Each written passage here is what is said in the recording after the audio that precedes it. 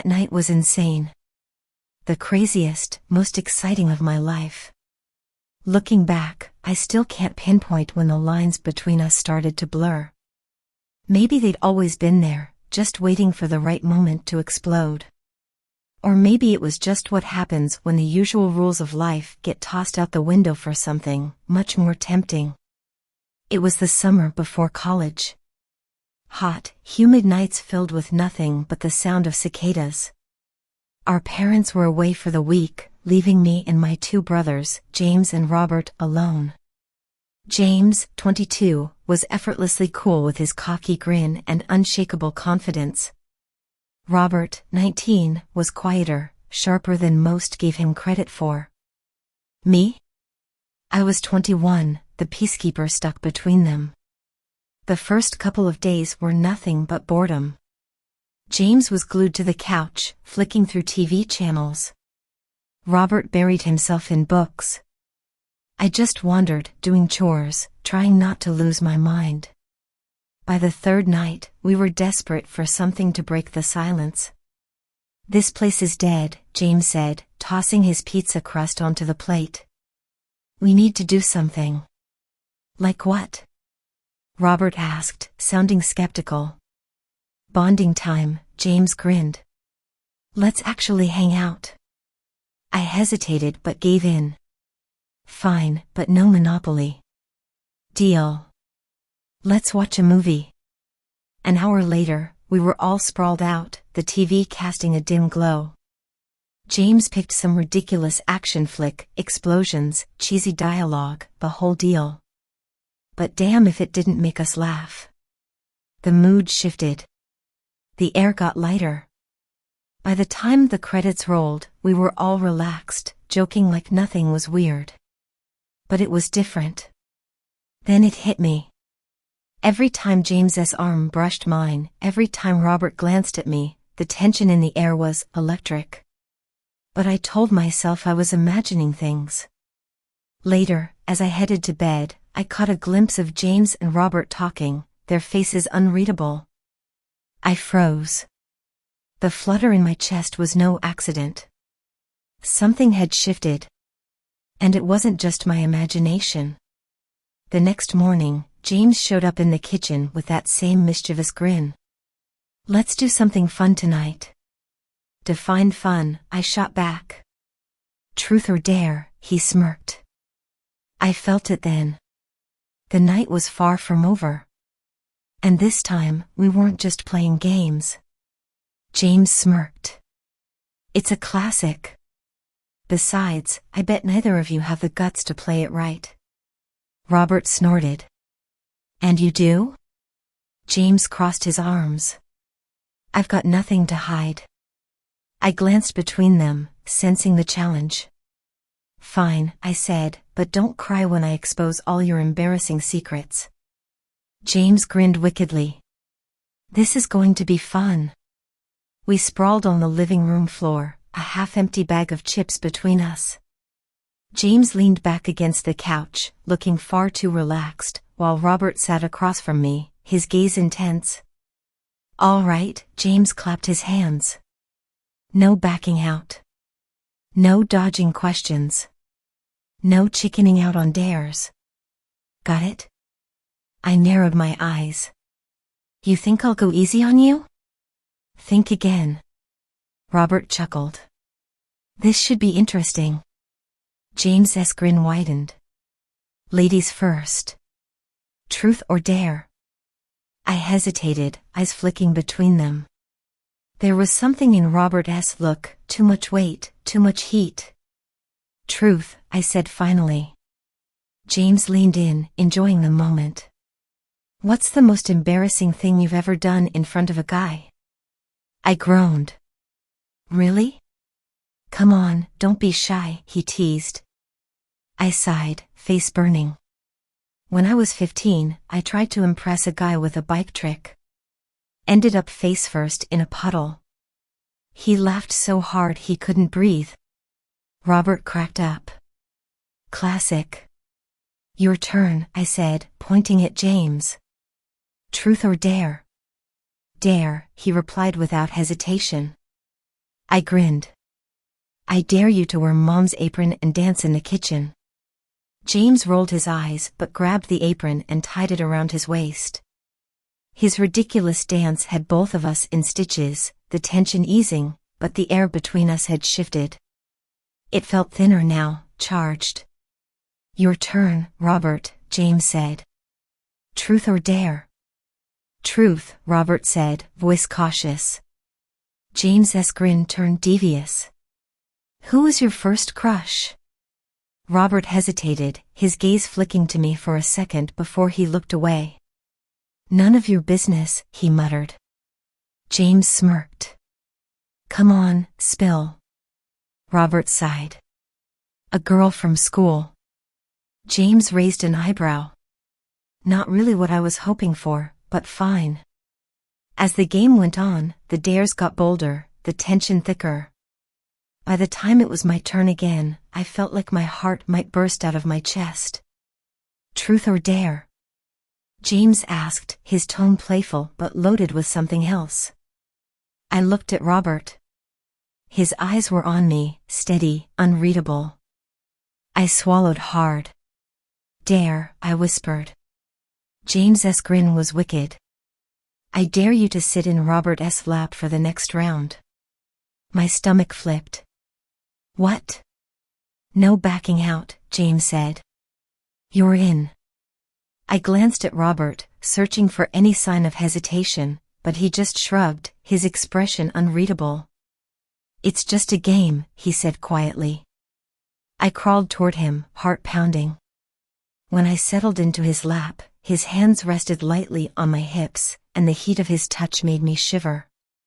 James's knowing smile sent a ripple through me. Your turn, Robert, James said, settling back with a smirk. Truth or dare? Robert's grip on my hips tightened ever so slightly. Dare. James's grin grew. Tell her she's beautiful. The room went still. My pulse raced. What would Robert do? Robert shifted, his touch warm, steady. You're beautiful, he said, his voice low, deliberate. I froze. His words were too real, too intense. Not just a dare, a confession. James laughed. See? That wasn't so bad. But Robert didn't look away. His gaze held mine, searching, waiting for something, anything. I wanted to say something to break the tension, but I couldn't. James waved it off. Moving on. But nothing felt moved on. The air hung thick. The weight between us had only grown heavier. I shifted in Robert's lap, suddenly hyper-aware of how close we were. I started, but my voice caught. Robert's hands gripped my hips, voice low. Wait. He smirked. Truth or dare? I blinked, caught off guard. Truth. James's eyes sparkled, a grin spreading. What's the most intimate thought you've had about one of us? My stomach flipped.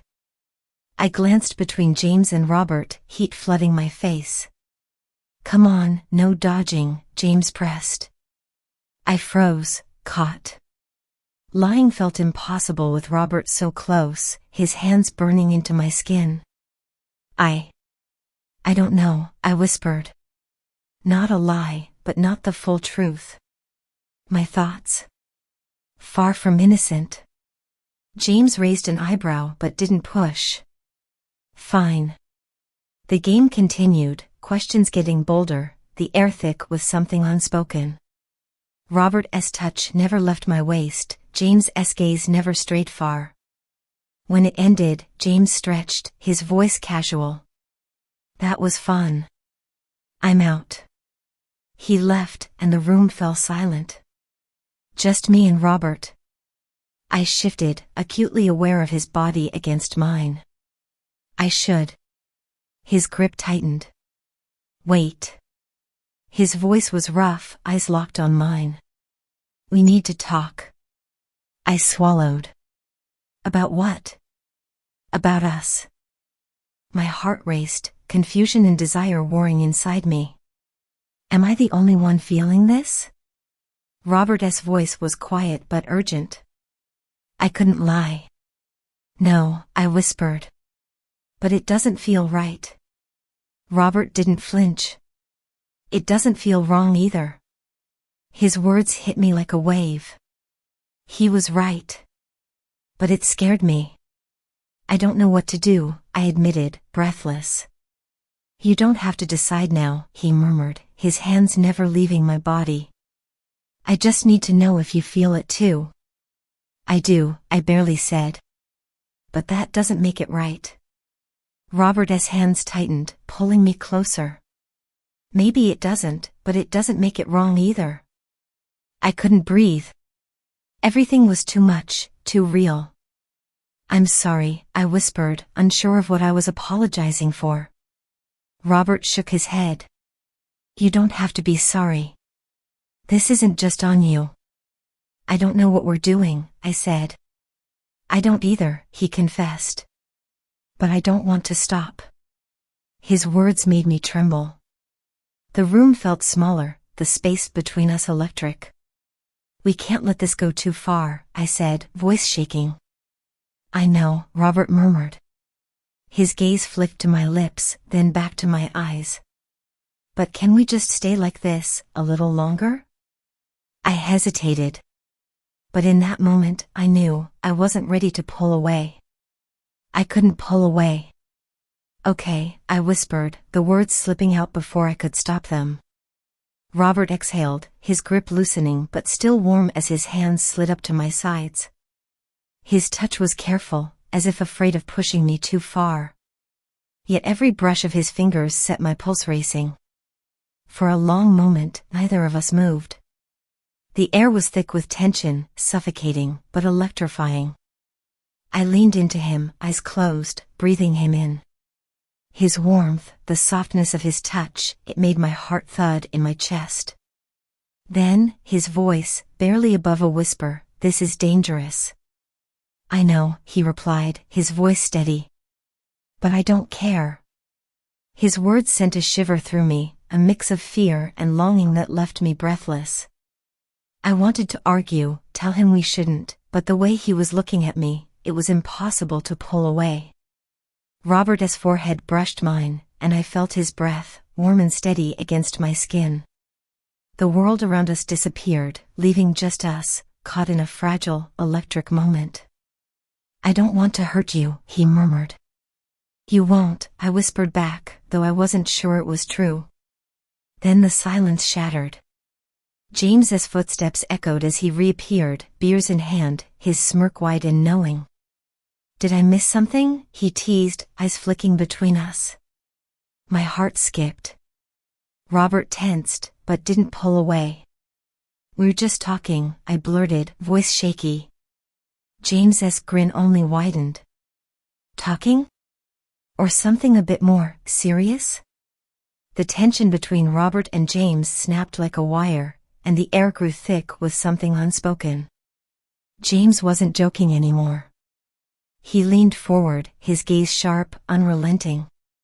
You both feel it, don't you? I froze. This wasn't happening. But his eyes, they were so intense, I couldn't look away. This is insane, I whispered. James, we can't. Why not? His voice was soft, but firm. No one's here. We can do whatever we want. Robert shifted beside me, his touch grounding me, but his jaw clenched. You're out of your mind. James leaned closer, his voice low. We've been dancing around this for days. Hell, maybe longer. So why don't we stop pretending? I didn't know what to say, my thoughts a mess, a whirlwind of emotions I couldn't untangle. Say something, James pressed, his tone almost pleading. I swallowed hard. I don't know, I whispered. James's eyes flickered with something unreadable. That's not a no. The silence between us grew heavier, the unspoken tension thickening the air. I wanted to walk away, to shut it down, but their gazes held me in place, fear, desire, uncertainty swirling together. This is insane, I whispered again, my voice trembling. James leaned closer, his voice quiet but forceful. Maybe. But that doesn't mean it's wrong. Robert's grip on my side tightened, grounding me. We can't just. Why not? James interrupted. It's just us. No one else. If we all feel it, what's stopping us? I didn't know how to answer. My chest tightened, my heart racing. I felt trapped, caught between them. Stop, I finally whispered. Just stop. James softened, his smirk fading. We'll stop if that's what you want. But, is that what you want? I didn't know. I didn't know anything anymore. I don't know, I confessed, my voice barely audible. Robert's hand tightened around me, his touch steady. It's okay, he said softly. You don't have to decide right now. James leaned back on the couch, a slow exhale escaping him. No rush, he said, voice low. But let's stop pretending this isn't real. The air grew thick, the weight of his words settling like a storm. My chest tightened, 1,000 thoughts racing. I can't think straight, I whispered, my voice shaking. This doesn't make sense. Robert's voice was gentle, but firm. You don't have to make sense of it. Just feel it. I didn't know how to, but I couldn't ignore the pull between us. Their presence, their quiet understanding. It was everything. But it was also terrifying. James stood, moving toward me like a slow flame. He sat beside me, his fingers brushing mine. We'll follow your lead. Whatever you want. My heart pounded. There was no judgment, no pressure, just an unspoken promise that we were all in this. Together. I don't know what I want, I muttered, but it came out hollow, unsure. James smiled, that bittersweet curve of his lips almost making me forget how out of control I felt. Then let us help you figure it out. His hand found mine again, warm and steady, while Robert's hands rested on my waist, grounding me. The touch was slow, deliberate, each moment dragging me deeper. The tension between us was electric, suffocating, and it made my head spin. This is crazy, I whispered, though I wasn't sure if I was talking to them or to myself. James's gaze was soft. But it's us. Robert's grip tightened, his voice low. And no one else. A shiver ran down my spine. I didn't know what this was or how to untangle the mess of emotions inside me, but in that moment, I didn't care.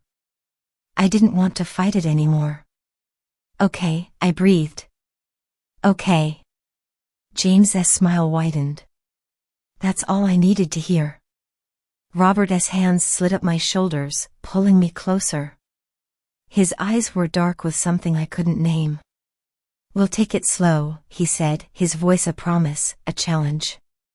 From there, the intensity just kept building. The room faded into the background as their touches, their gazes, pulled me in further. I let go of everything, of doubt, of fear, and just let myself feel. Things escalated quickly. Hands, mouths, everything blurred into one chaotic, intoxicating moment. I'd never done anything like this before, but it didn't feel wrong. It felt liberating. Afterwards, we stayed in the stillness, the weight of the world outside pressing at the edges of the quiet. It wasn't real. Not in the way it should be. I knew this wouldn't last. We can't stay like this forever, I murmured. Robert's voice was steady, but the sadness was there. I know. But we can have this, just for tonight. As dawn crept in, James's breath on my neck was the only thing that grounded me. Robert, too, was still there, his touch lingering at the edge of my feet. But the reality was creeping back in. I couldn't stay in this bubble forever. We should get going, James said, his voice rough with sleep. I nodded, but inside, I felt that aching emptiness the moment he pulled away. I had never told anyone about this night. It was messy, confusing, and filled with things I wasn't sure I should want. I still don't know how to feel. Regret?